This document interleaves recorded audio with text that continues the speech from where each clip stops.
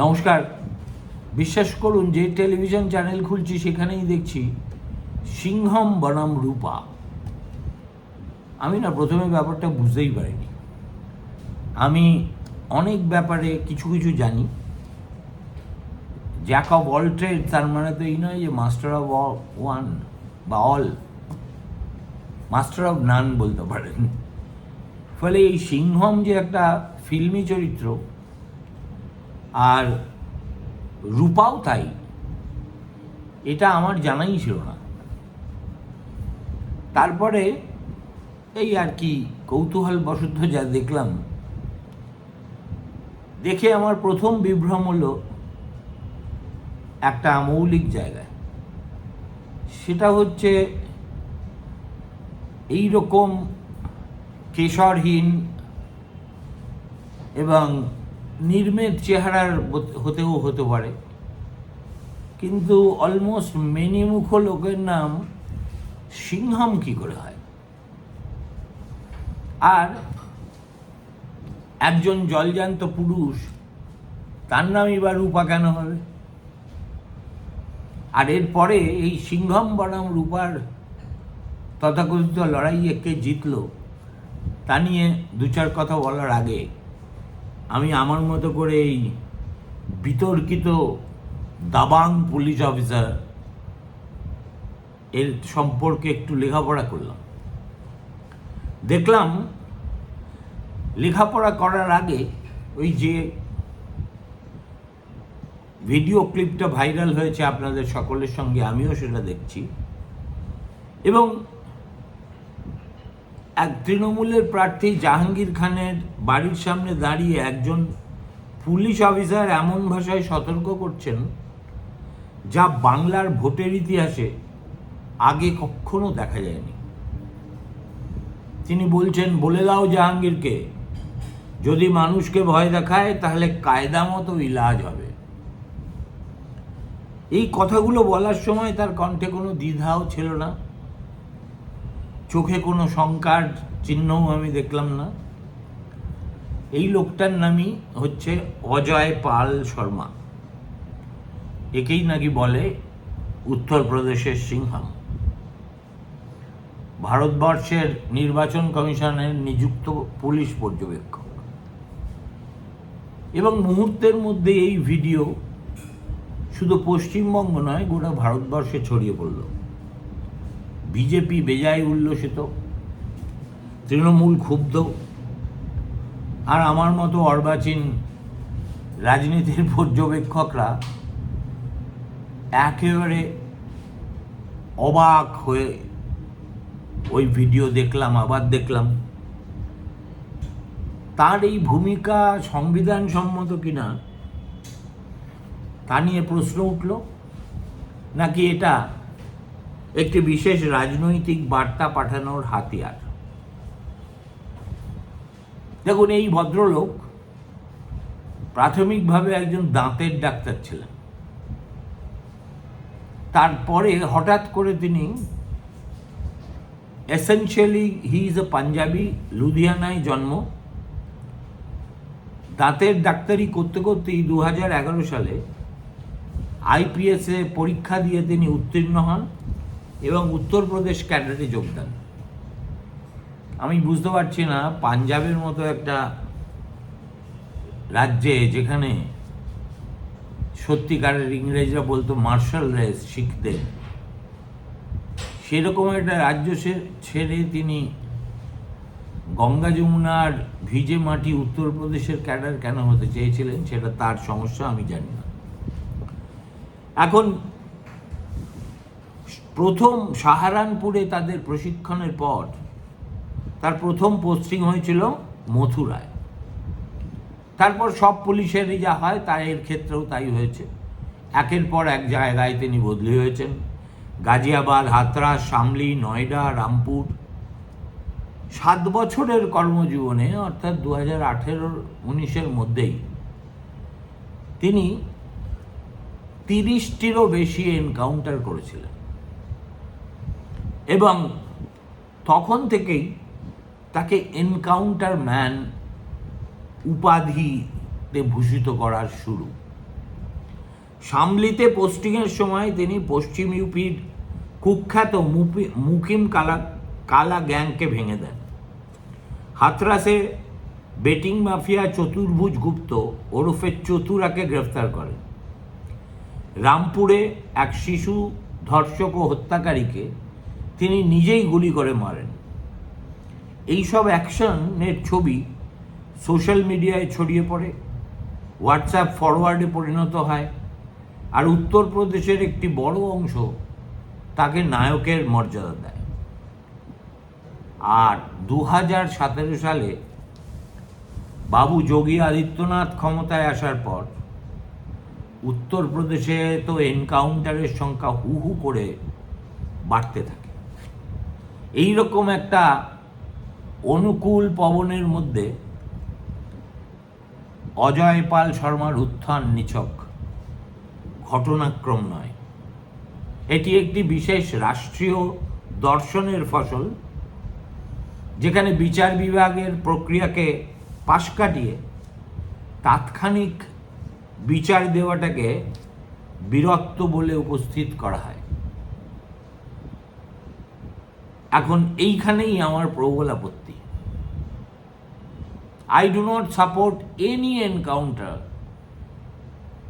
however grave the situation may be. Encounter হচ্ছে easiest way of tackling crime.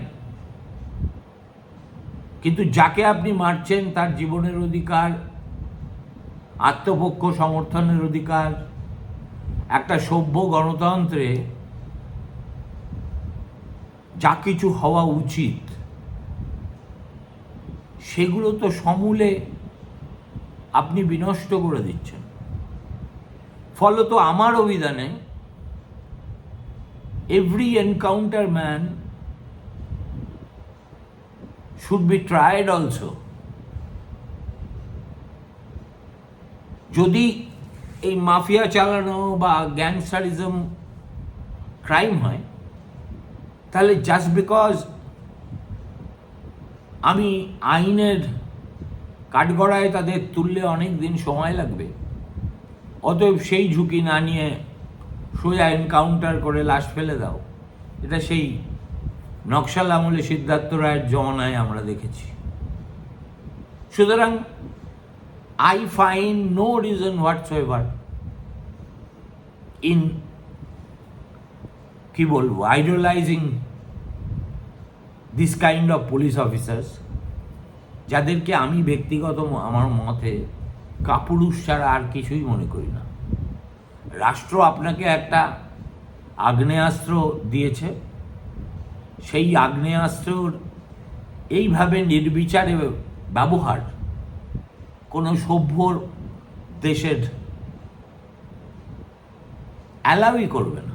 এই দেখুন না, 3 দিন আগে হোয়াইট হাউস করেসপন্ডেন্ট ডিনারে একজন শ্বেতাঙ্গই অনেক আগ্নেয়াস্ত্র নিয়ে প্রায় ঢুকে পড়েছিলেন।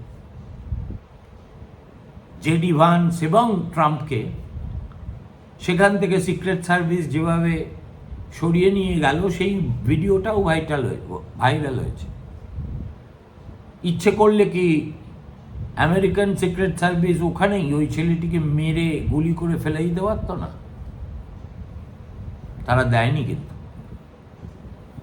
তারা হাজতে নিয়ে গেছে এবং বোঝার চেষ্টা করছে এই ছেলেটির মতলব কি ছিল।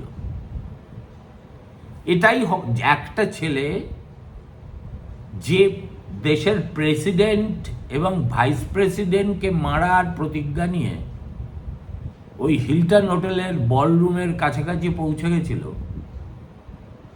তার চেয়ে বড় আততায়ী কে হতে পারে?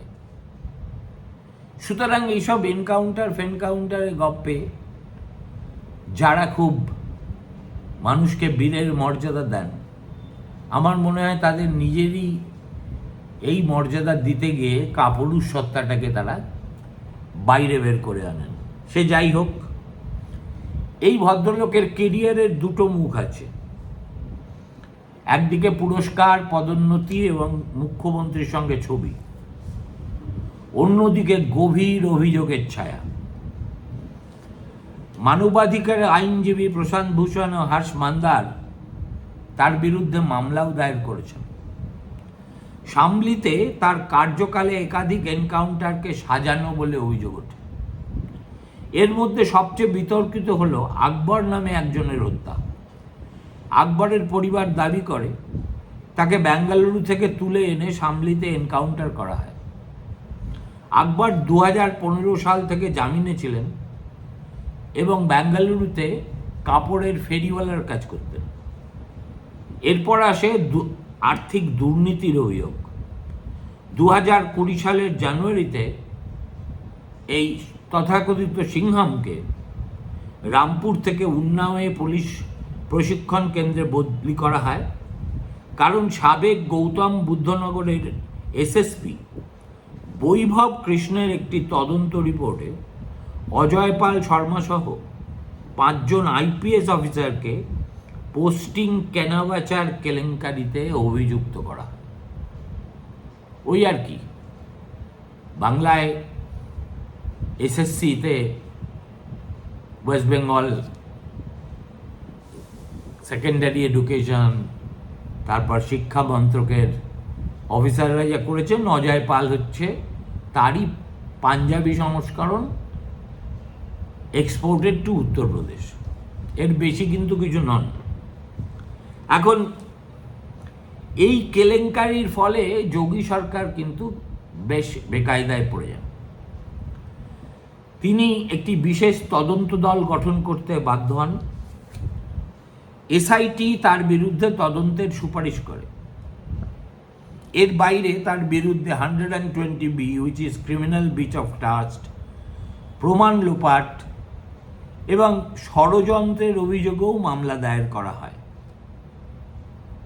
একজন মহিলাও তার বিরুদ্ধে এফআইআর দায়ের করেন, কিন্তু আমি তৃণমূল কংগ্রেসের মতো একজন ব্যক্তির চরিত্র হননের খেলায় অংশগ্রহণ করতে চাই না। বরং আমি মনে করি অজয় পাল শর্মার এই বেয়াদবি যেমন কিছুতেই ভদ্র সমাজে মান্যতা পেতে পারে না, তেমনি একজন মানুষ কোথায় কোন মুজরা ডান্স সে নাচছেন, তার বিরুদ্ধে কোন মহিলা কবে কি অভিযোগ করেছেন, আর যারা এইসব নিয়ে চর্চা করছেন তারা যে কি লেভেলের সচ্চরিত্র, সেটা এখন যদি তার আমরা কাপড় খুলতে শুরু করি কেমন লাগবে। পানিয়েরাতে মহুয়া মৈত্র একেবারে কমপ্লিটলি, কি বলবো, একটা নাচতে তিনি জানেন না, তার নাচের ছবি আমরা দেখিনি। সুতরাং দেখুন, তৃণমূল কংগ্রেস যেহেতু এসেনশিয়ালি একটা লো অ্যাকিউমেন্টওয়ালা মানুষদের দুর্বৃত্ত বলা ভালো একটা সমাগম, সুতরাং এইটাই হচ্ছে তাদের একমাত্র হাতিয়ার। If someone attacks you, you attack him or her personally by assassinating his character. এটাও আরেক দল কাপুরুষেরই লক্ষণ। ফলে এই প্রসঙ্গটাতে আমি ছাড়িয়েই যাচ্ছি। এখন হঠাৎ করে তাকে নির্বাচন কমিশন দ্বিতীয় পর্বের ভোটে এখানে পাঠিয়ে দেওয়ায় একেবারে হালচাল মচে গিয়েছে দেখতে পাচ্ছি। দেখুন, সাধারণত এই পুলিশ পর্যবেক্ষক হিসেবে নিরপেক্ষ এবং পরিচিতিহীন অফিসারদের নিযুক্ত করা হয়, যাদের নাম কখনো প্রচার মাধ্যমে থাকে না, যাদের কোনো রাজনৈতিক পরিচয়ই নেই। আর অজয় পাল শর্মা হচ্ছেন ঠিক তার উল্টো। তার নাম শুনলেই একটি দল উল্লসিত হয়, অন্য দল প্রতিবাদে মুখর হয়। ফলতায় পৌঁছে তিনি তৃণমূল প্রার্থী জাহাঙ্গীর খানের বাড়িতে সরাসরি চলে গেলেন। সেখানে জাহাঙ্গীর উপস্থিত ছিলেন না। স্থানীয় বাসিন্দা, এমনকি স্থানীয় পুলিশও তার বাড়ির সঠিক ঠিকানা দিতে অস্বীকার করে। ঠালা বুঝুন। পরে তল্লাশির মাধ্যমে বাড়ি খুঁজে পাওয়া যায়। বাড়িতে পৌঁছে শর্মা দেখেন জাহাঙ্গীর খান ওয়াই ক্যাটেগরি নিরাপত্তাপ্রাপ্ত, যেখানে সর্বোচ্চ 10 জন পুলিশ মোতায়েনের বিধান, কিন্তু সেখানে 14 জন পুলিশ মোতায়েন ছিলেন। এই প্রোটোকল লঙ্ঘনের জন্য তিনি তৎক্ষণাৎ জেলার এসপির কাছে ব্যাখ্যা চান, আর পরিবারের সামনে দাঁড়িয়ে তিনি বলেন ভোটারদের ভয় দেখানো হলে সরাসরি ব্যবস্থা নেওয়া হবে, তখন কিন্তু আর অনুতাপের কোনো সুযোগ পাবেন না। মানে আপনি কি ভাবছেন বাংলার ফলতায় আছে এনকাউন্টার করে পার পেয়ে যাবেন? সুতরাং এই দৃশ্য একটু আগেই বললাম মুহূর্তে ভাইরাল হয়, আর ওই আর কি একটা আছে না, মানে আমি তো মনে করি গবেট শিরোমণি একটা বিজেপির কি আইটি সেলের ভারপ্রাপ্ত লিডার আছে, যার নাম অমিত মালব্য। দেখলাম সোশ্যাল মিডিয়ায় তিনি এই ঘটনাকে উদযাপন করছেন। अरे भाई, अपना मोहल्ला में कुत्ता भी शेर होता है। अमित भैया, वक्त हो गया, अभी जाओ, आपका घर जहां है वापस जाओ, या हम लोग को तंग मत करो। যাই হোক, আর তৃণমূল পাল্টা আক্রমণ করলো কমপ্লিটলি একটা ব্যক্তিগত চরিত্র হননের চেষ্টা করে। এখন দেখুন, যদি সংবিধান মেনে কাজটা হতো তাহলে পর্যবেক্ষক নির্বাচনী প্রক্রিয়াটা কিন্তু আসলে নিরপেক্ষ তত্ত্বাবধায়ক নিযুক্তির জন্য। তার কাজ হস্তক্ষেপ করা নয়, তিনি বিচারকও নন, কর্তৃপক্ষও নন। কিন্তু ফলতার ঘটনায় অজয় পাল শর্মা যা করেছেন সেটাকে পর্যবেক্ষণ বলে না, সেটাকে বলে অ্যাকশন। তার নিযুক্তি এবং তার দেহের বিভঙ্গ দুটোই একটি বিশেষ রাজনৈতিক সংকেত বহন করে। বাংলার নির্বাচনী পরিবেশ উত্তপ্ত, ভোটের আগে হিংসাত্মক ঘটনার ইতিহাস আছে, এবং সেই প্রেক্ষাপটে একজন এনকাউন্টার স্পেশালিস্টকে পাঠানোর নিছক প্রশাসনিক সিদ্ধান্ত, একথা আর যেই বিশ্বাস করুক, আমি বিশ্বাস করার বান্দা নই। 29 এপ্রিল দ্বিতীয় দফার ভোটে 142টা কেন্দ্রে মোট 2321 কোম্পানি কেন্দ্রীয় বাহিনী মোতায়েন করা হয়েছে। মোট 142 জন সাধারণ পর্যবেক্ষক,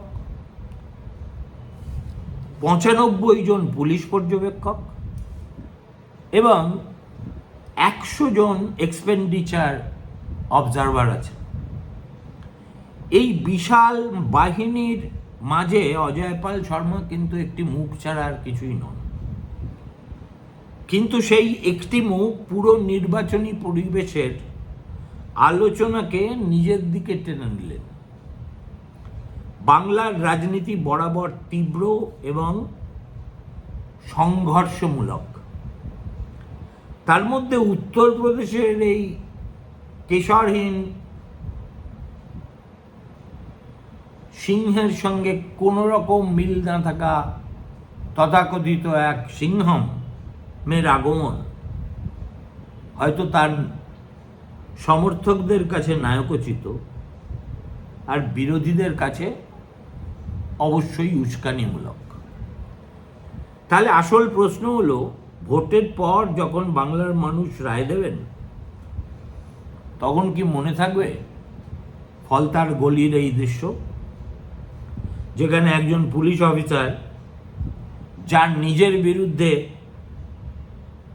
আদালতে মামলা বিচারাধীন দাঁড়িয়ে বলছেন অনুতাপের সুযোগ দেওয়া হবে না। কিন্তু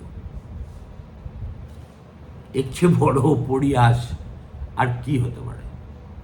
আর এত সিংহম, তিনি তো বেশিরভাগটাই গাড়ি চড়ে ঘুরছেন, আর দেখতে পাচ্ছি হঠাৎ হঠাৎ করে নেমে কোনো কোনো গ্রামে ঢুকছেন খুঁজতে জাহাঙ্গীরের সাকরেদদের, যারা গুজব হলো ভোটের আগে মানুষকে চমকে থাকে। এবার আমি সহজ কথা সহজভাবে বলছি। দেখুন, তৃণমূল কংগ্রেস সম্পর্কে আমার ছিটে ফোটা শ্রদ্ধা ভক্তি ইত্যাদি আছে। এতদিনেও যদি একথা আপনারা না বুঝে থাকেন তাহলে ঈশ্বরও বোঝাতে পারবেন না। কেননা আমি ঢাকঢাক গুড়গুড়ের সাংবাদিকতায় বিশ্বাস করি না।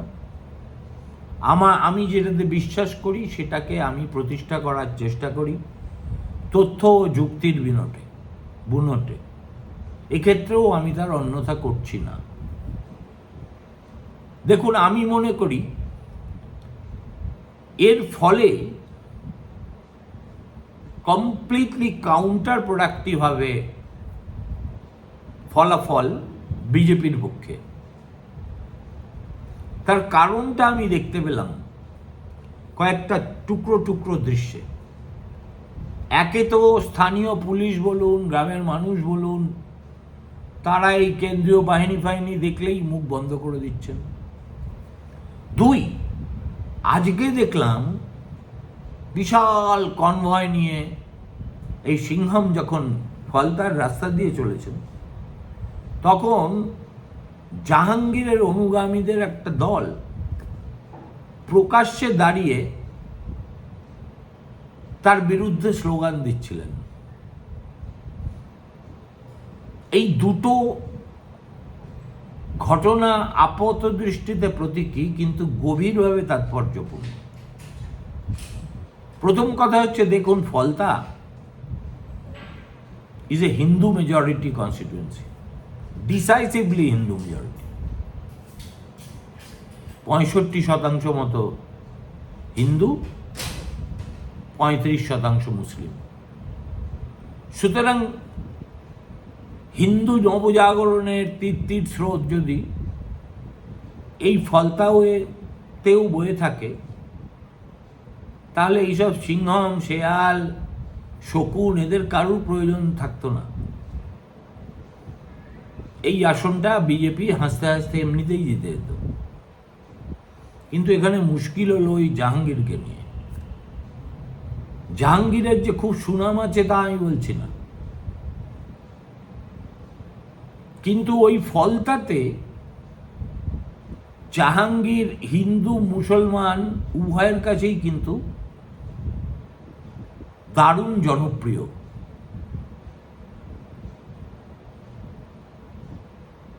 এবং সেই জনপ্রিয়তার সঙ্গে যেটা যুক্ত হয়েছে সেটা হচ্ছে তার মাস্তান সুলভ কথাবার্তা।